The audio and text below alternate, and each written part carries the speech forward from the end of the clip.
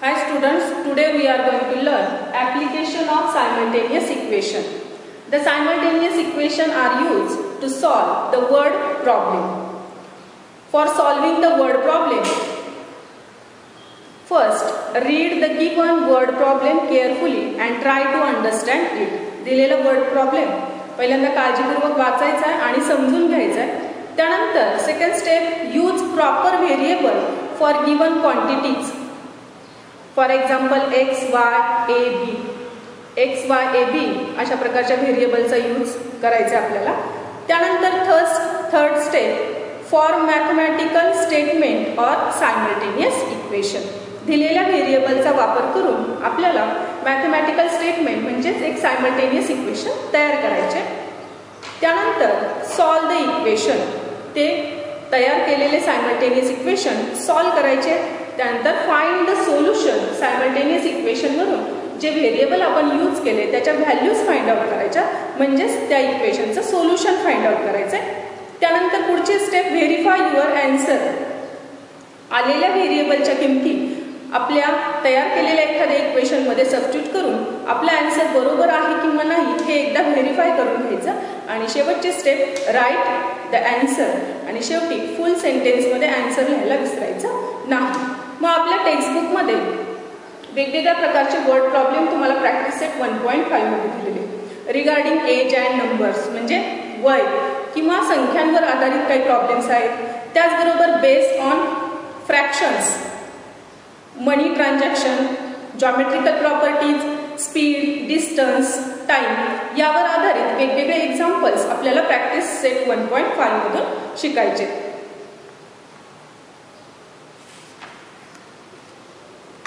या ठिकाणी practice set 1.5 मधलं फर्स्ट एक्झाम्पल मी लिहिलेलं आहे. Two numbers differ by 3. The sum of twice the smaller number and thrice the greater number is 90. Find the number. Example पहिल्यांदा carefully read करायचे आणि समजून घ्यायचे की यामध्ये आपल्याला काय फाइंड आउट करायचंय. या ठिकाणी तुम्हाला दोन नंबर्स दिलेले, त्या दोन नंबर मधला डिफरन्स हा 3 आहे. म्हणजेच त्या दोन नंबरपैकी एक नंबर हा मोठा असणार आणि एक नंबर लहान असणार. आणि त्यानुसार आपल्याला त्यासाठी एका व्हेरिएबलचा यूज करायचा आहे. First solution. Let the greater number be x and the smaller number be y. आता या ठिकाणी आपण मोठा नंबर x मानला आणि लहान नंबर y मानलेला आहे.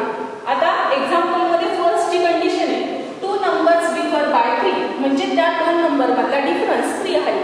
पण डिफरन्स दोन नंबर मधला डिफरन्स आपण मायनस साइन दिला होता. Therefore from the first condition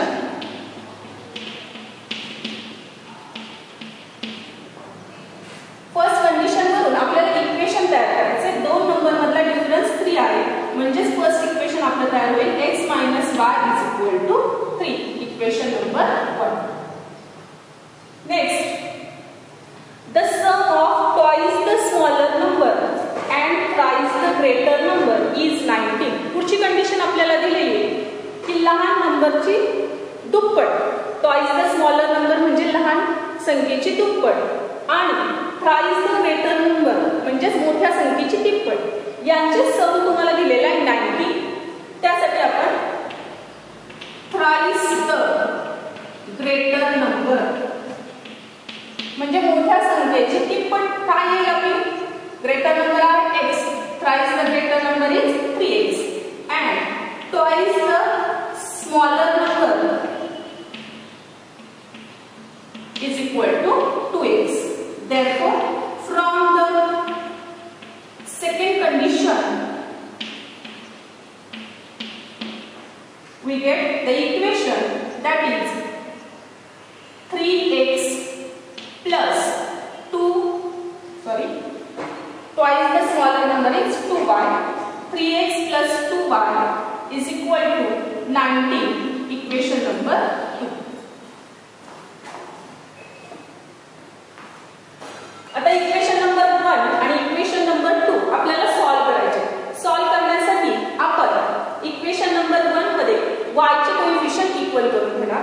त्यासाठी आपण इक्वेशन 1 ला 2 ने मल्टिप्लाय करून घेणार. Multiply equation 1 by 2 we get the third equation, that is by equation 1 च्या प्रत्येक टर्मला आपण 2 ने मल्टिप्लाय करणार. इक्वेशन मिळेल आपल्याला 2x minus 2y is equal to 6. 2x minus 2y is equal to 6. That is equation number 3. Equation number 2 आणि equation number 3 वरून आपल्याला व्हेरिएबल x आणि y च्या व्हॅल्यूज फाइंड आउट करायच्या. त्यासाठी आपण इक्वेशन 3 आणि इक्वेशन 2 ऍड करणार. ऍडिंग इक्वेशन 2 and 3 हे दोन्ही इक्वेशन ऍड करू आपण. फर्स्ट आपण इक्वेशन नंबर 2 लिहून घेऊया. 3x plus 2y is equal to 90 and equation number 3 2x minus 2y is equal to 6. हे दोन्ही इक्वेशन ऍड केले. 3x plus 2x is equal to 5x. 2y get cancelled. 19 plus 6 is equal to 25. Therefore x is equal to 25 upon 5. Therefore x is equal to 5. या ठिकाणी आपल्याला x ची value मिळाली. त्यावरून आपल्याला y ची व्हॅल्यू मिळायची. आता put x is equal to 5 in equation 1. Equation 1 मध्ये मी x ची व्हॅल्यू 5 सबस्टिट्यूट करणार आहे. इक्वेशन 1 आहे तुमचं x y is equal to 3. त्या ठिकाणी x ची व्हॅल्यू 5 सबस्टिट्यूट करा. 5 minus y is equal to 3. Therefore minus 1 is equal to 3 minus 5. Therefore minus 1 is equal to minus 2. Therefore y is equal to 2. या ठिकाणी आपल्याला y ची value मिळाली 2. x ची व्हॅल्यू मिळाली 5 आणि y ची व्हॅल्यू मिळाली 2. आता हे आलेला आन्सर म्हणजेच आपला ग्रेटर नंबर होता x, तो आला तुमचा 5 आणि स्मॉलर नंबर होता y, तो आला तुमचा 2. शेवटी आन्सर लिहायचा. Therefore the required numbers are 5 and 2. या पद्धतीने शेवटी फुल सेंटेन्स मध्ये आन्सर लिहायला विसरायचं नाही. आपण आता पाहूया सेकंड एक्झाम्पल.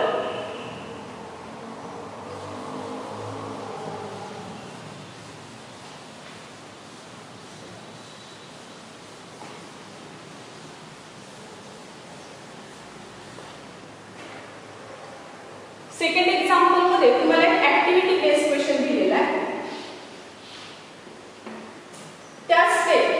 त्या ऍक्टिव्हिटी मध्ये दिलेल्या स्टेप फॉलो करून तुम्हाला एक्झाम्पल सॉल्व्ह करायचं आहे.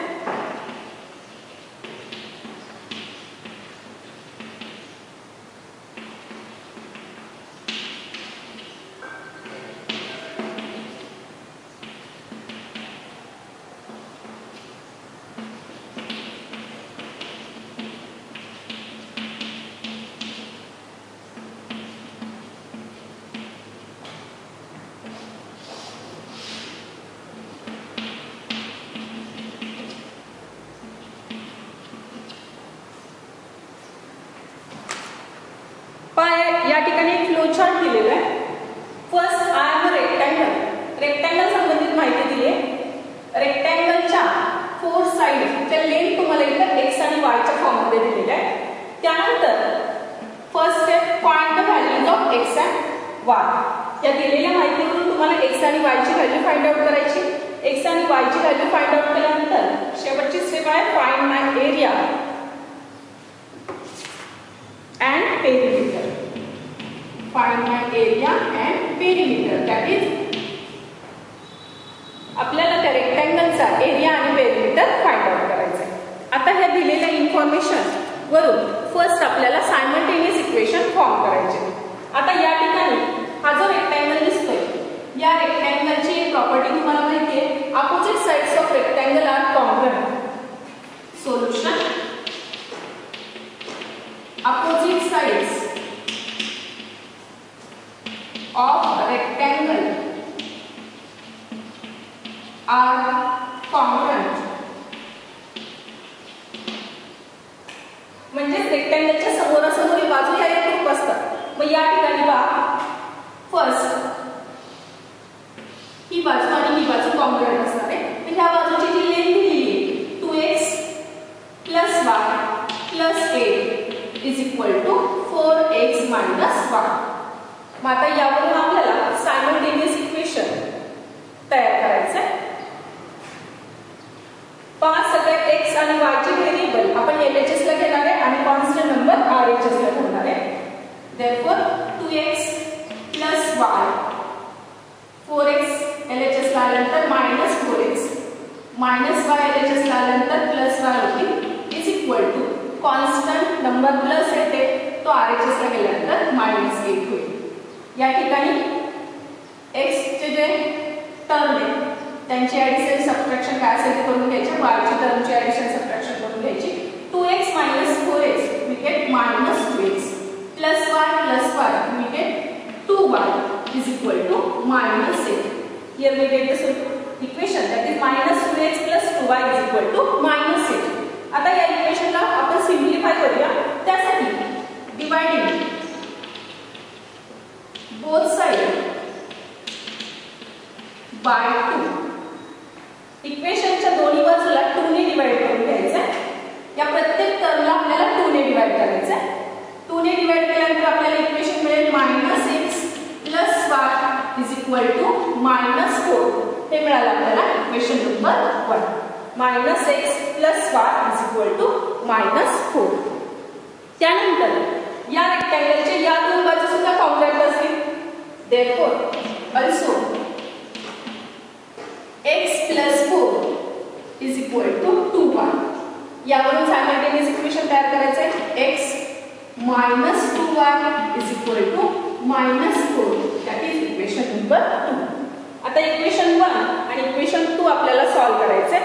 त्यासाठी आपण पाहायचं की कुठल्या व्हेरिएबलचे कोएफिशियंट इक्वल आहे. तर या ठिकाणी x चे कोएफिशियंट हे इक्वल दिसतात. त्यामुळे आपण हे दोन्ही इक्वेशन ऍड करूया.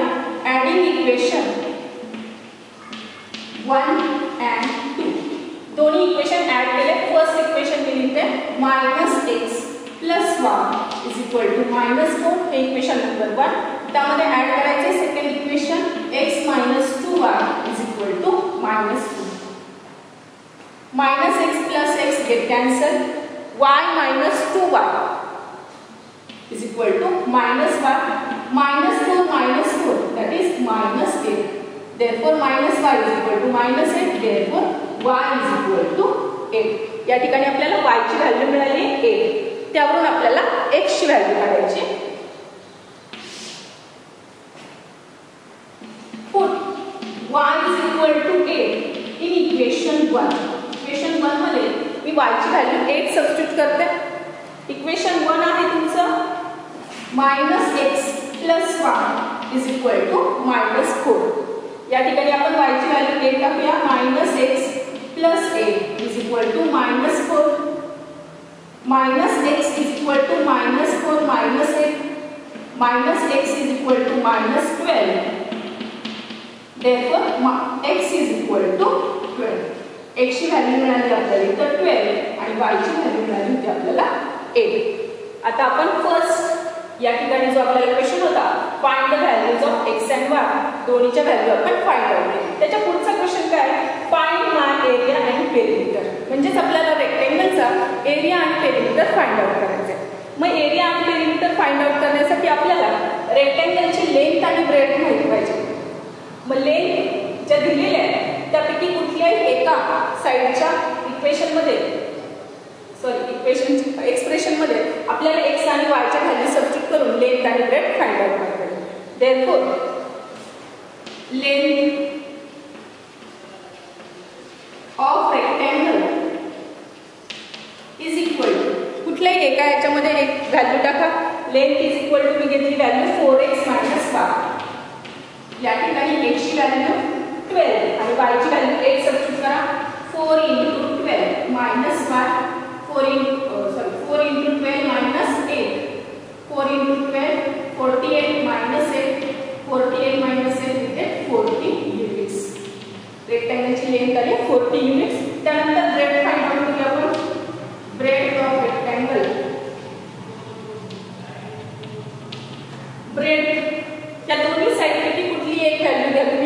ब्रेड घेतली आपण 2 बार,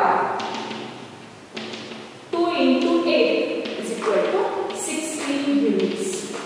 या ठिकाणी त्या रेक्टँगलची लेंथ मिळाली 40 युनिट्स आणि ब्रेड मिळाली 16 युनिट. त्यावरून आपल्याला त्या रेक्टँगलचा एरिया फाइंड आउट करायचा.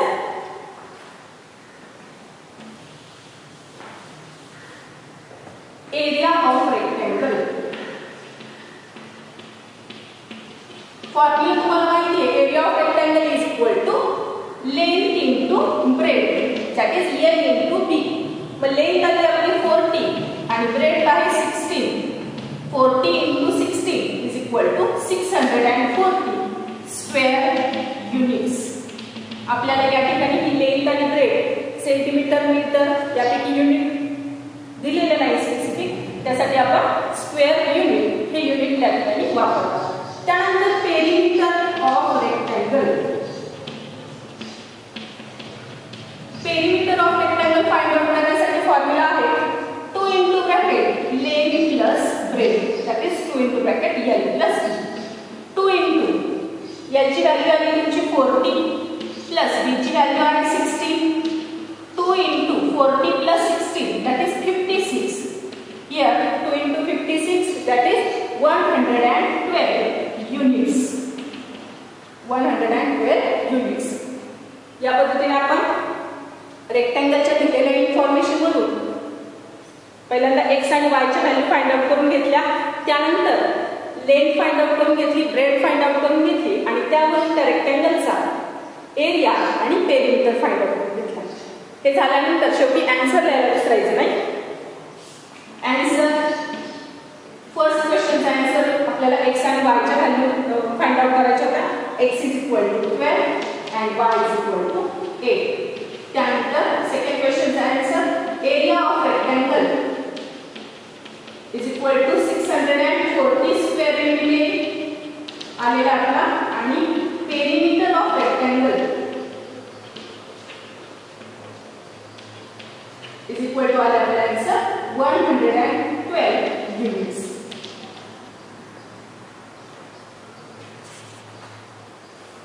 त्यानंतर बघूया पुढचे example, third example.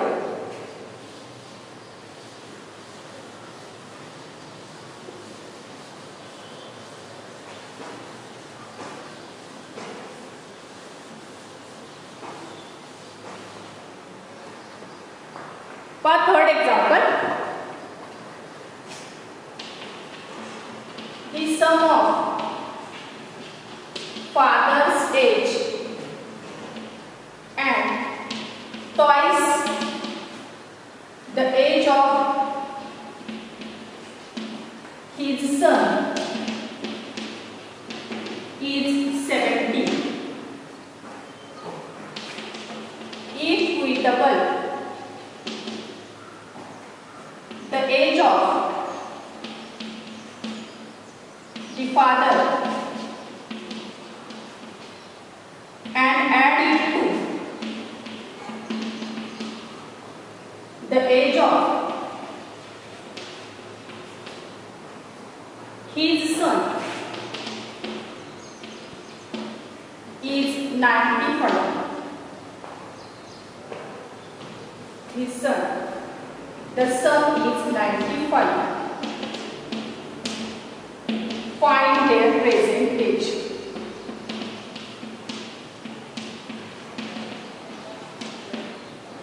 For the example, carefully read kara. The sum of father's age and twice the age of his son is 70. If we double the age of father and add it to the age of his son, the sum is 95. Find their present age. म्हणजे वडील आणि मुलाच्या वयाबद्दलची माहिती इथे दिलेली आहे. Find their present age म्हणजे त्यांचं सध्याचं वय आपल्याला फाइंड आउट करायचे. मग त्यासाठी आपल्याला फादर्स एज आणि सन्स एज साठी व्हेरिएबलचा यूज करायचा आहे. Solution, let father's present age is equal to x years and son's present age is equal to y years. आपण वडिलांचं वय x years मानलेले आणि मुलाचं वय y years आहे.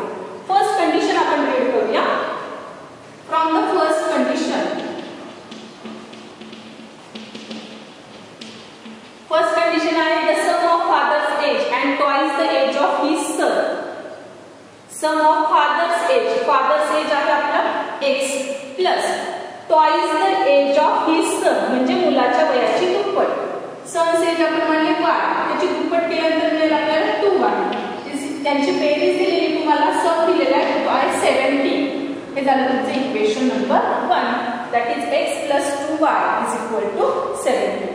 नेक्स्ट कंडिशन आहे from the second condition. Second condition if we double the age of father. जर आपण वडिलांच्या वयाची दुप्पट केली काय मिळेल आपल्याला? फादर्स एज आहे x, त्याची दुप्पट करायची that is 2x and add it to the age of his son. आणि मुलाच्या वयामध्ये ऍड केले. मुलाचं वय आहे y years, त्यामध्ये आपण ऍड केले तर ते सम येते 95. दॅट इज सेकंड इक्वेशन आपल्याला या ठिकाणी मिळाले 2x plus y is equal to 95. Equation number 1 आणि 2 आपण फॉर्म केलेले आहे. आता हे सॉल्व्ह करायचे. त्यासाठी आपल्याला एका व्हेरिएबलचे कोएफिशिएंट इक्वल करून घ्यावे लागते. त्यासाठी इक्वेशन 1 ला मी मल्टिप्लाय करते 2 ने. Multiply equation 1 by 2. Equation number 1 ला आपण 2 ने मल्टिप्लाय करणार. प्रत्येक टर्मला 2 ने मल्टिप्लाय करायचं. मग काय मिळेल आपल्याला इक्वेशन? x ला 2 ने मल्टिप्लाय केल्यानंतर 2x, y ला 2 ने मल्टिप्लाय केल्यानंतर 4y आणि 70 ला 2 ने मल्टिप्लाय केल्यानंतर मिळेल आपल्याला 140. That is equation number 3. आता इक्वेशन नंबर 2 आणि 3 यांचा विचार करायचा आहे. हे दोन इक्वेशन जर आपण सबट्रॅक्ट केले तर आपल्याला x व्हेरिएबल त्यामधून एलिमिनेट करता येईल आणि y ची व्हॅल्यू फाइंड आउट करता येईल. त्यासाठी सबट्रॅक्टिंग इक्वेशन 2 फ्रॉम 3. इक्वेशन 2 हे आपण इक्वेशन 3 मधून सबट्रॅक्ट करणार. इक्वेशन 3 आहे आपलं 2x plus 4y is equal to 140. त्यामधून आपण इक्वेशन नंबर 2 सबट्रॅक्ट करणार. 2x plus y is equal to 95. Subtraction करत असताना जे दुसरे इक्वेशन आहे त्याचे साइन आपण चेंज करणार. -7 here, -7 here also, -7. 2x minus 2x get cancelled. 4y minus 1 here 3y. 140 minus 95 here we get 4.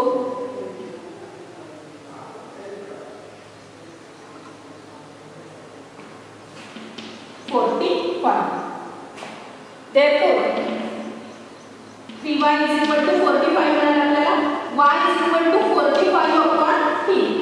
y is equal to 50. y ची value मिळाली आहे. त्यावरून आपण x ची व्हॅल्यू फाइंड आउट करणार आहे. y is equal to 15. y ची value 15 मिळाली आहे. y is equal to 15 in equation 1.